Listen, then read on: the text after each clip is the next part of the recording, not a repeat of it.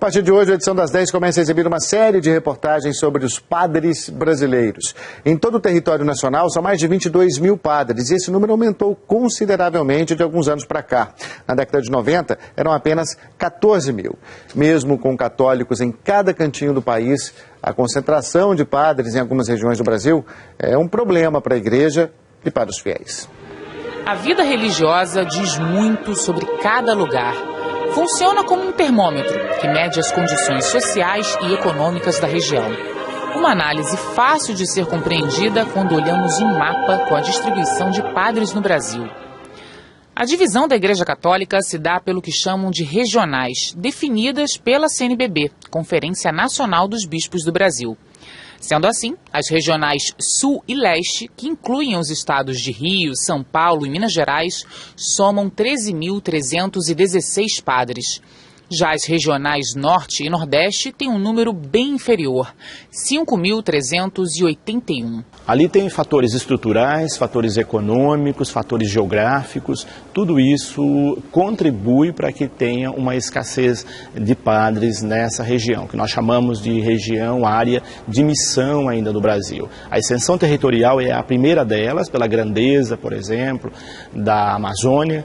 Ali nós temos ainda vastos territórios com poucos padres e também uma população grande, mas que não recebe assistência religiosa ainda como deveria. Isso porque em algumas áreas só se chega de barco depois de horas e horas de viagem. E mesmo nas capitais do norte e nordeste do país, a estrutura muitas vezes não é suficiente. Por exemplo, faltam cursos de formação para os sacerdotes. E são esses fatores estruturais e econômicos que provocam um fenômeno curioso: a migração de padres das regiões Norte e Nordeste para o Sul e Sudeste. É o caso do padre Pedro, que é de Sergipe, está há 2 anos e meio no Rio de Janeiro, realiza missas nessa igreja aqui de Copacabana. Padre, por que o senhor veio para cá, para o Rio? Eu vim para estudar mestrado em Direito Canônico, que é um curso que não tinha lá. Padre, o trabalho aqui é muito diferente do trabalho em Sergipe? Eu acho que a rotina aqui é mais leve, né? Sim, aqui é mais leve, porque lá em Sergipe eu tive 2 paróquias e eu tinha 5 missas dominicais e tinha 30 comunidades. Daí ser um trabalho bem mais intenso. Aqui não, aqui só tem uma missa dominical. Só que a ausência da igreja nas regiões mais distantes e mais pobres também está associada à ausência de trabalhos vocacionais nas comunidades. Para os pesquisadores, um grave problema. São locais conhecidos como celeiros com potencial de vocação, ou seja, de onde podem sair mais religiosos. O motivo é a tradição, a religiosidade familiar. O grande desafio seria, de fato, assim, ainda mais a dinâmica, né, das comunidades. Hoje, quando eu falo de comunidades, é as comunidades de base, as comunidades pequenas também, que saem as novas vocações.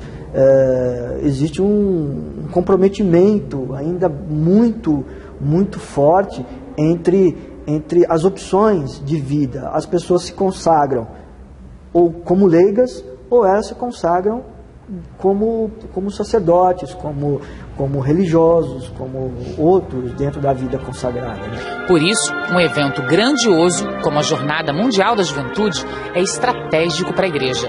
Pode fomentar novas vocações em todas as regiões do país. Nós estamos aí com uma grande esperança na Jornada Mundial da Juventude de termos um despertar vocacional a partir de toda essa movimentação que a Igreja está fazendo no Brasil, mais especificamente no Rio de Janeiro, que isso desperte no jovem o interesse pela Igreja. Não só pela vida sacerdotal, religiosa, mas pelo interesse de ter um compromisso com a Igreja. Esse é o mais importante.